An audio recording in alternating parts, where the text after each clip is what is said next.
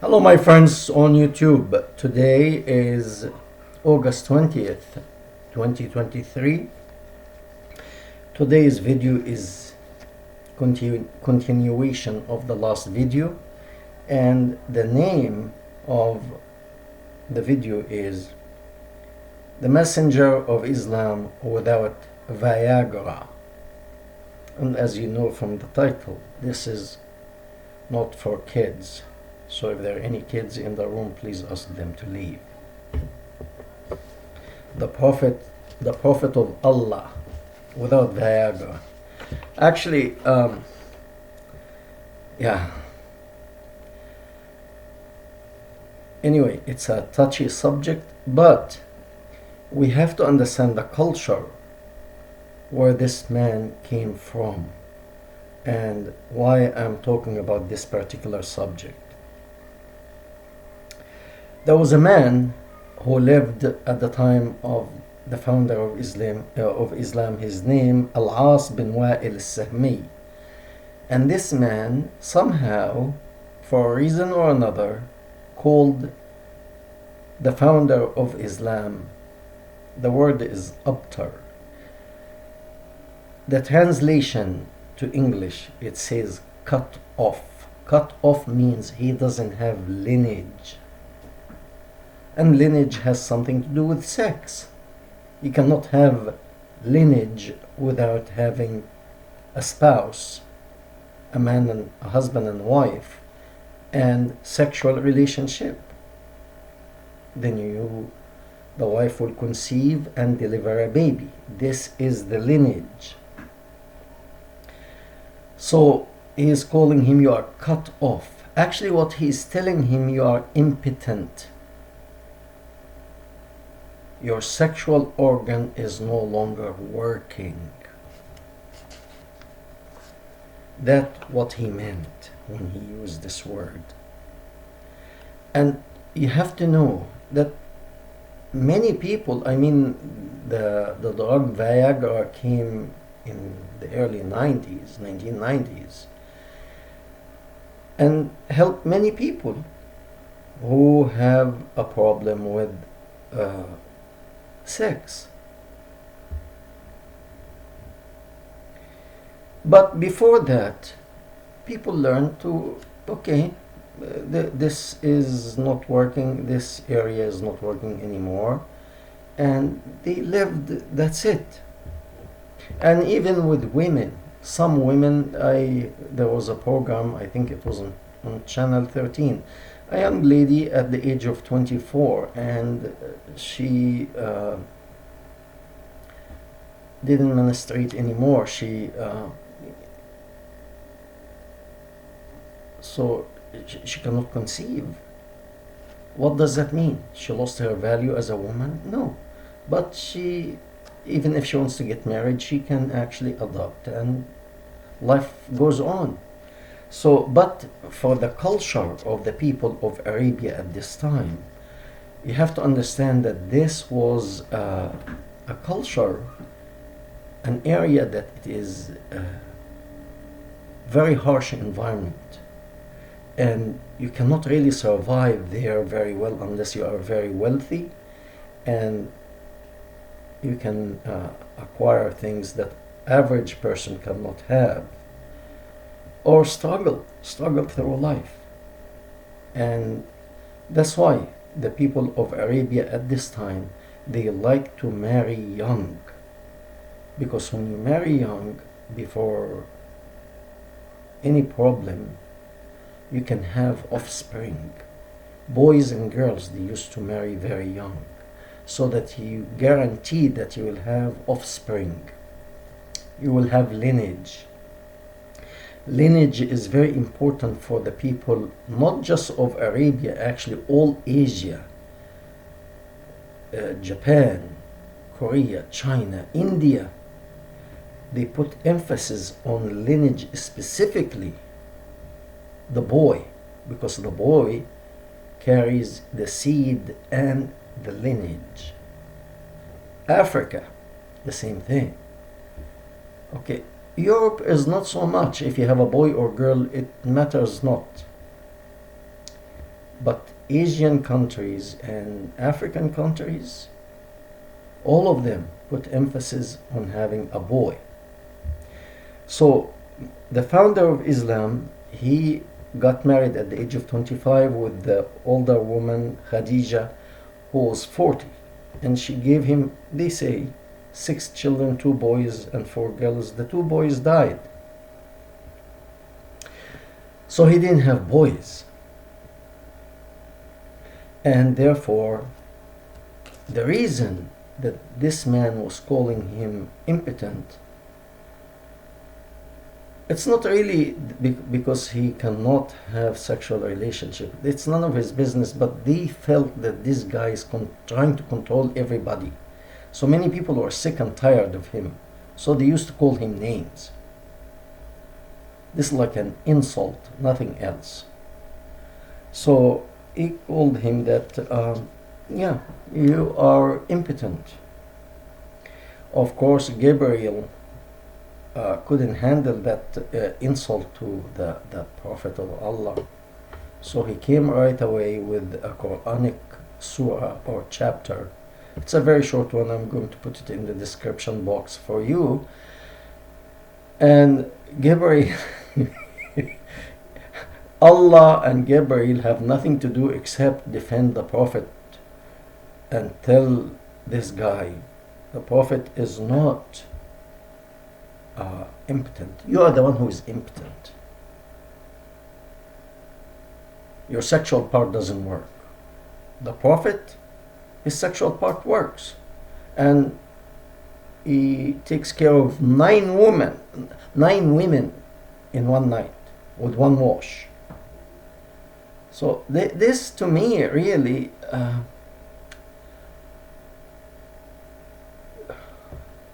I feel that this man, when he called him impotent, it feels correct. And he knew, I mean, I'm going to explain it. You can tell that which many people probably at his age, he was about 60. Many people at his age, probably at this time, have been with that problem. Okay? So there was no Viagra then, so they had to accept the fact. So this man, Al-As bin Wa'il al-Sahmi, when he called the founder of Islam impotent, Allah sent a chapter to defend the Prophet and accuse this other guy that he is impotent. And this again, it's all about lineage. And when you lose the usage of your sexual organ, man or woman, that was a big thing, a disgrace. Of course, things have changed now, but we are talking about a culture 1400 years ago that it put so much emphasis on having children, which is not bad. I mean, but if something like that happened, okay, it happened. But the guy was actually telling the founder of Islam, all that stuff that you have so much sex in one night, you are phony, you are impotent. That takes us now to the subject that we spoke about last time, Maria the Copt, the Egyptian woman who came from Egypt. The governor of Alexandria sent her with her sister and a slave.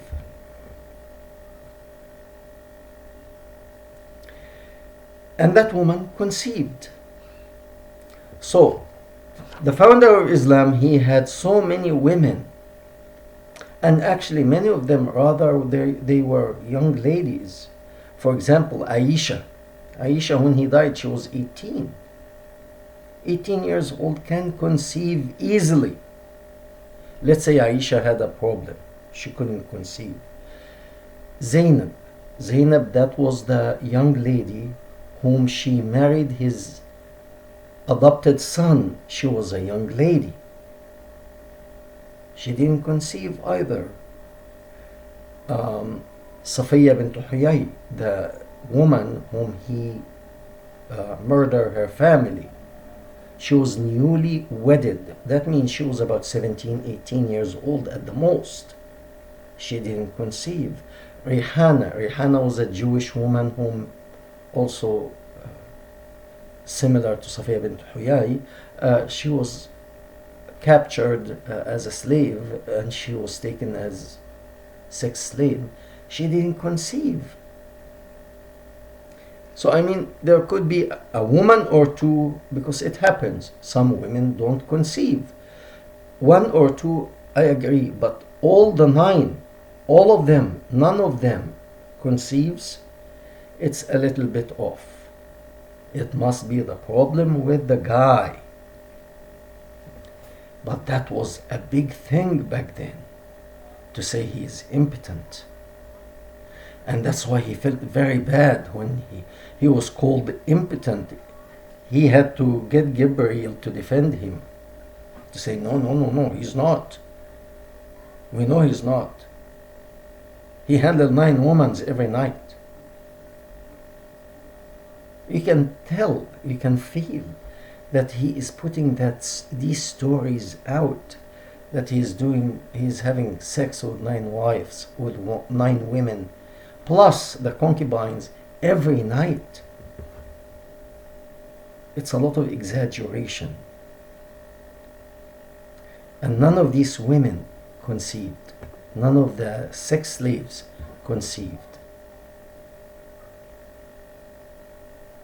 Now, why am I talking about this subject here? This because when Maria the Copt, the woman who came to him from Egypt, came, he was so crazy about her. He left all these women whom were taking care of him every night, and he used to steal himself to Maria the Copt to help him sexually. So apparently he knew that he doesn't have erection, or at least full erection, and there was no Viagra back then.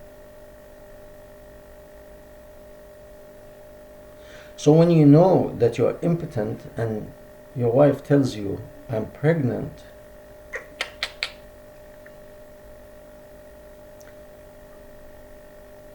how? That was the question in his head. So when she delivers the baby,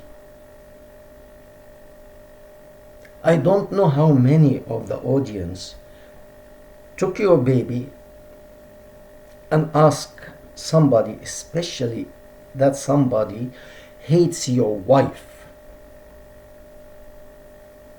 and ask her, does this child look like me? Does he resemble me? He wanted a second opinion. He can see that this child does not resemble him. He can see it, but he wanted confirmation. Maybe he's making a mistake. He asked Aisha. She was so jealous of Maria the Copt. Aisha and Hafsa, because they were both young ladies and they felt challenged by that outsider came and took him. Now, you are talking about religion, faith, love, forgiveness, and. If this woman, Aisha, when she is asked that question, do you think this child looks like me? What should be the answer? Even if it doesn't, if that child doesn't look like him, if you have any mercy, any heart at all, you should say, you know what? This is just a little boy. You cannot tell whether he looks like you or looks like her. But actually, it was a bunch of gangster men and women. If this child survive, he will challenge her later on. He will be the legitimate caliphate, even if it's not his son. And as I mentioned before, in the Shiite tradition, they say Aisha is the one who poisoned the founder of Islam. Sunni say a Jewish woman. 3 years earlier, put him some poison in the meat, and he ate the meat. 3 years later, he died from that meat. That's nonsense. Nobody would believe that. Shiites say she is the one who poisoned him.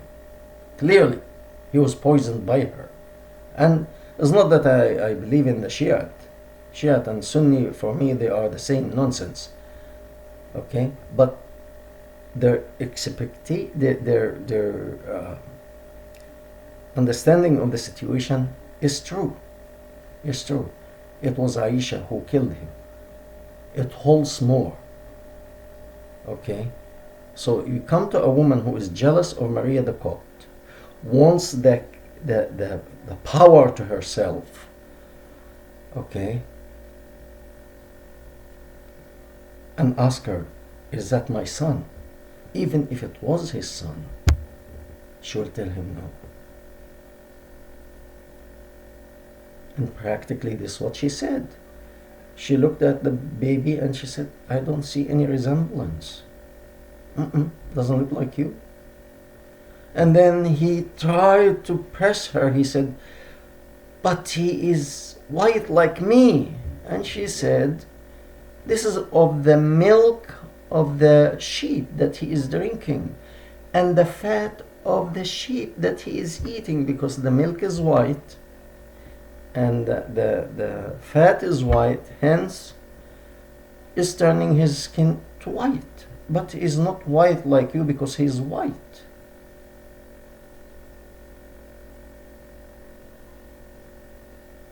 He turned white because of the milk.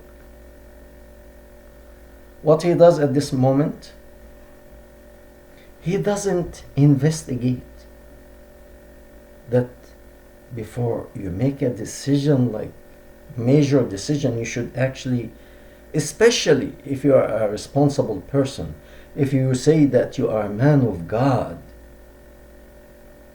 any judge, before uttering a sentence of rendering a person to execution, he doesn't do that easily.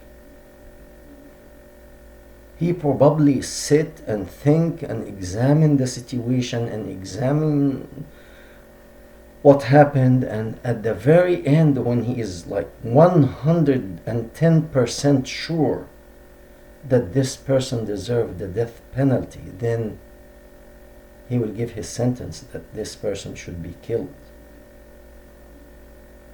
But a good judge will never readily say, okay, kill this person. So she asked him, he asked his wife Aisha, does he look like me? She says no. So he tell his nephew, go and kill the slave that came with Maria the Copt. Don't examine, don't check, go and slaughter him. And Ali, the first believer, says, yeah. He takes his sword and he goes to kill the slave that came with Maria the Copt. And this is what's written in the story. The guy was jumping from a tree, that slave, and Ali saw that the slave did not have sexual organ. It means, back then, for men to work inside the palaces with the women to avoid sexual contact they used to actually castrate them when they are small boys.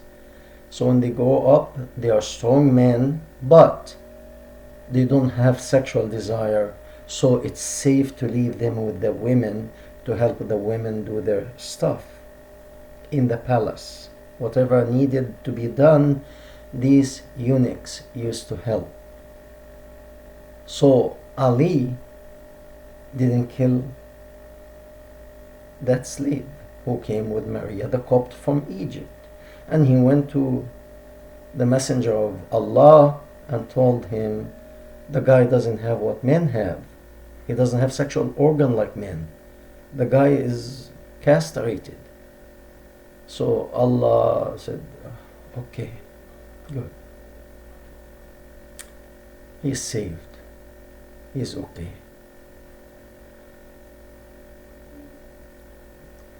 My concern here, my understanding is this. I really think this man was the father of the boy, and he was not castrated. He was not castrated. Okay? Of course I didn't see, but this is what I get from the story. Ali, the nephew of Muhammad, the founder of Islam, figured it out that if I kill him, that will confirm that the Prophet is phony.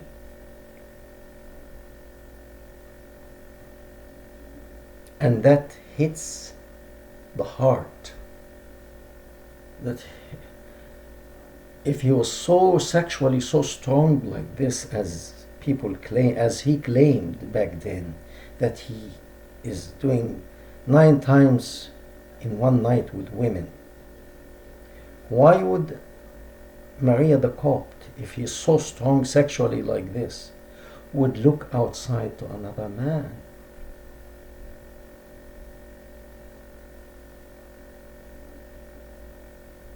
So if he had killed him, it will actually confirm the rumors that it was going around that Muhammad was impotent. That will be confirmed. Plus, that he cannot control his women. Maria the Copt is fooling around with her slave, or rather, let's say he was her boyfriend or whatever, and Aisha staying in the desert one night with Ibn al-Mu'attal, staying with him, having sex in the desert one night. Safwan ibn al-Mu'attal. So his house is not in order. So Ali figured that out. We will be the joke of Arabia.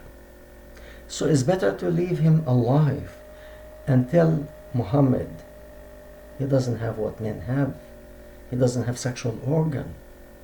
So like that, cover it up and let it pass. The mercy of the Prophet of Allah. What a judge. Because you have a problem, you kill a man. Yes, probably, yes, if he committed adultery, but you are not sure. If the punishment of adultery, death, it was in the Old Testament, but you had to prove that. You don't just go and send somebody to kill. We thank you very much, and we hope to hear from you.